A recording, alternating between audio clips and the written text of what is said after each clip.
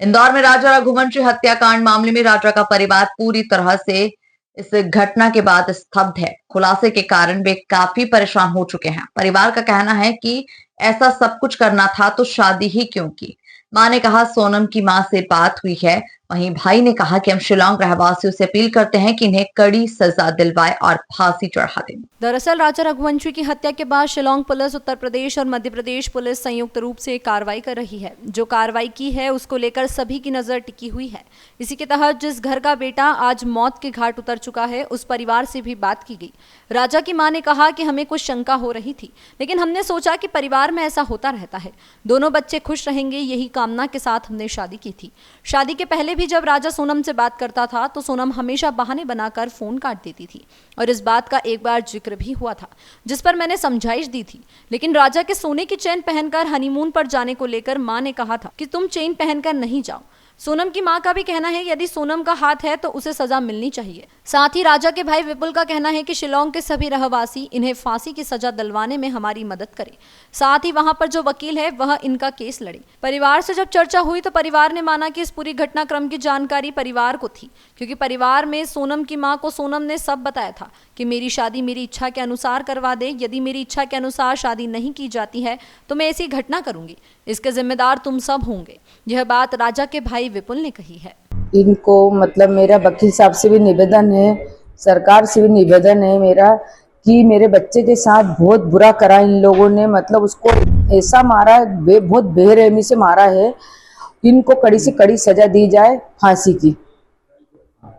Aunty, जिस तरह से एक के बाद एक कई राज सामने आ रहे हैं कि बताया जा रहा है कि सोनम ने शादी से पहले और शादी के बाद राजा को मारने की प्लानिंग अपने प्रेमी राज के साथ कर ली थी, तो क्या आपको जानकारी नहीं लगी कि ऐसा कुछ हो सकता है? नहीं, ये कोई मेरे को जानकारी लगी नहीं। और राजा कभी किसी का फोन चेक करता नहीं, तो वो सोनम का फोन भी नहीं देख पाया कि इसमें क्या मैसेज जा रहा है क्या नहीं जा रहा। इसके बाद जिस तरह से आज बताया जा रहा है कि आप गहने ले आने से रोक रही थी, लेकिन उनकी जिद के कारण वो गहने लेके गए और आज इस तरह का। हाँ, वो राजा को मैंने रोका था तो उसने रात को तो उतार के रख दिया था और सुबह आधी रास्ता में पूछा था, एयरपोर्ट जा रहा था, तो मैंने उसको फ़ोन लगाया था कि कहाँ तक पहुँच गया बेटा। तो उसने बोला था कि मम्मी अभी मैं पहुँचने वाला हूँ। फिर वो उसको एकदम से क्या पता क्या आया, तो उसने बोला मम्मी वो चेन लेके आया। मैंने कहा चेन लेके आया, तो कि चेन लेने के लिए आ रहे हो तुम? तो बोले नहीं मैं चेन लेके आया हूँ। तो मैंने कहा क्यों, चेन क्यों लेके गए? तो बोले सोनम ने बोला था। फिर भी मेरे को यकीन नहीं हुआ। फिर उसने एयरपोर्ट पे गया, तुरंत उसने फोटो डाली एयरपोर्ट की। तो मैंने कि क्यों राजा तू चेन क्यों पहन के गया बेटा? तो बोले मम्मी मेरे को सोनम ने ही बोला था कि चेन पहन के आना। इसके अलावा आंटी ये भी बात सामने आ रही कि आपसे जब आखिरी बार बात हुई थी फोन पर, उसके बाद ही उनके द्वारा इस पूरे हत्याकांड की घटना को अंजाम दे दिया गया था। हाँ, वो मेरे से बात हुई थी 1:30 बजे के थोड़े अंदर ही होगी। दोनों बच्चे से बात कर ली थी मैंने। और उसके बाद में मतलब है ना, जो कुछ होया राजा के साथ उसके बाद में हुआ। कभी कुछ एहसास नहीं कराया कि कभी एहसास ऐसा हो रहा था कि राजा से मैंने बोला था ना वीडियो कॉलिंग करो, हो सके वो लोग आसपास खड़े हो गए हों। तो उसने बोला नहीं मम्मी अभी नहीं कर रहा, थोड़ी देर बात करूंगा, नेटवर्क की प्रॉब्लम है। तो मैंने बोला कि ये ना आप फोटो भेज दो, तो बोलते कि फोटो भी मम्मी थोड़ी देर बाद भेजूंगा। बस इतनी बात हुई थी। एक तो चीजें शादी को लेकर क्या कुछ बात हुई थी? तो शादी के पहले ऐसा कुछ नहीं था कि सोनम का शादी के पहले जैसे राजा को थोड़ा सा ऐसा लगता था कि सोनम मेरे साथ टाइम नहीं दे पा रही है, तो शादी के बाद क्या टाइम देगी वो मेरे को। कुछ बातचीत करने में भी कतराती थी शादी के पहले, क्योंकि शादी 6 महीने पहले तय हो गई थी, बातचीत करते थे, तो उस दौरान ये बातचीत नहीं करती थी। हाँ, उस टाइम पे जैसे रात को राजा बात करने के लिए अपने रूम में जाता था तो थोड़ी बहुत बात करती थी। इसके बाद में वो फिर बोलती थी मेरा सिर दर्द कर रहा है, मेरे को सोना है, तो फिर वो सो जाती थी ऐसा बोल के। इसके बाद अब आंटी आप जिस तरह से पूरा घटनाक्रम सामने आ गया है, राजा रघुवंशी के हत्यारे हैं राज सहित अन्य लोगों को पकड़ लिया गया है, तो आप मांग करेंगी सरकार से इन सभी आरोपियों को किस तरह की सजा मिलनी चाहिए? हाँ, सरकार से मेरी मांग है कि राजा को इंसाफ दिलवाओ, क्योंकि राजा को इंसाफ देना बहुत जरूरी है कि उसके साथ बहुत गलत हुआ है। और सरकार से मेरी मांग है कि इन लोगों को फांसी पे चढ़ाया जाए। इसके बाद परिवार से बात हुई सोनम के परिवार से पूरा हत्याकांड की घटना के बाद जिस तरह से सामने आई? नहीं, वो कल परिवार से बात या किसी समाज वाले से बात हुई हो इस तरह से बात को लेकर? कल बात हुई थी उनके, मतलब माँ से हुई थी उनके। तो उनकी माँ ने भी यही बोला था कि सोनम गलत है तो उसको फांसी पे चढ़ाया जाए। आपसे बोलिए वो? हाँ बोली। क्या बोली? सोनम गलत है तो उसको फांसी पे चढ़ाया जाए। वो भी इस कारण से उनने बोला था। मैंने बोला था कि देखो तो ये क्या देखने को आ रहा है, सोनम ऐसा कर सकती है? तो बोले ये तो नहीं मालूम, इस बार ही जाने हैं, मगर जो वहाँ पे जांच चल रही है वो जांच के सामने ही अपन बोल सकते हैं, और मैं है ना सच्चाई के साथ हूँ। बोले कि जांच के हिसाब से जो सब निकलेगा वो सोनम गलत है तो फिर उसको फांसी दी जाएगी। आपका सहयोग करने की बोल रहे हैं कि जो आप बोलेंगे वो ऐसा करेंगे आप? नहीं, ऐसी कोई बात नहीं हुई उनसे।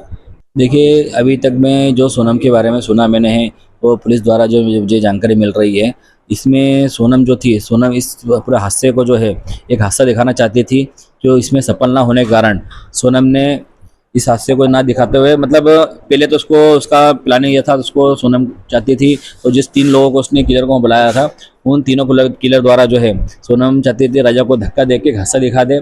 इसमें सफल ना होने के कारण पीछे से राजा के गले पे पहले वार किया गया है। वार करने के बाद में भी राजा डटा रहा, राजा लड़ता रहा इन लोगों से। इसमें ये लोग सफल ना होते तो पीछे से फिर सोनम ने चिल्लाया मार डालो उसको, तो फिर राजा के सिर पे वार किया। सिर पे वार करने के कारण राजा नीचे गिर चुका था। गिरने के कारण जो है राजा के सिर से खून ज़्यादा गिरते हुए सोनम में इनके कपड़ों पे छींटे लगे थे, तो इन लोगों ने कपड़े भी नीचे फेंक दिए। वो 3 लोग जब नीचे उसको फेंक रहे थे तो उसमें सफल ना होने के कारण सोनम ने उसको हाथ लगाया और सोनम ने उठा के ही साथ में नीचे फेंका उसको। मैं सिलांग पुलिस से मेरा एक ही निवेदन इसके अंदर है, इसमें जितने भी सबूत इकट्ठे होते हैं उसमें बेस्ट सबूत इकट्ठे सारे कीजिए, और सारी जानकारी इसमें जो है उस प्रकार से मेरी इसमें विनती भी है, इसको फांसी देने की हमारी इच्छा इसमें है, इसको इन सभी लोगों को फांसी दी जाए।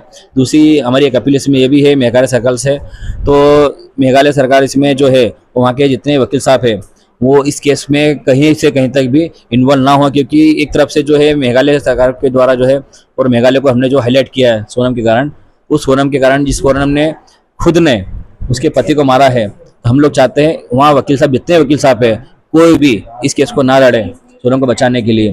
दूसरी चीज़, वहाँ पे जितनी भी जनसंख्या है जो वहाँ पे अपने टूरिस्ट के थ्रू ही चलती है, टूरिस्ट लोगों को जो आना जाना सोनम के कारण जो बंद वहाँ पे हुआ है, तो उनका पेट इसी से पलता है। तो हम लोग चाहते हैं वहाँ की सभी पब्लिक से हम लोग ये चाहते हैं, तो इसमें हमारा सहयोग करे और कोई वकील यहाँ पे ना खड़ा हुआ है। सोनम की माँ का लेकर आपने जिक्र किया, क्या सोनम का मम्मी का नाम इसलिए लिया हम लोगों ने है, तो अभी हमारे परिवार द्वारा हमको मालूम पड़ा इसमें ये है, तो सोनम ने जो है, सोनम ने उसकी मम्मी को बताया गया था तो मैं जिससे प्यार करती हूँ उससे मेरी शादी करा दो, शादी नहीं कराते कभी हो तो तुम जिससे मेरी शादी कराओगे फिर इसके बाद जो हादसा होगा जो मैं करूँगी तुम सब लोग देखते रह जाओगे। अच्छा, सोनम की माँ से सोनम ने कहा था उसकी बातचीत मम्मी से बातचीत मेरी को हो नहीं पा रही फिलहाल, अभी हमारे परिवार थ्रू भी।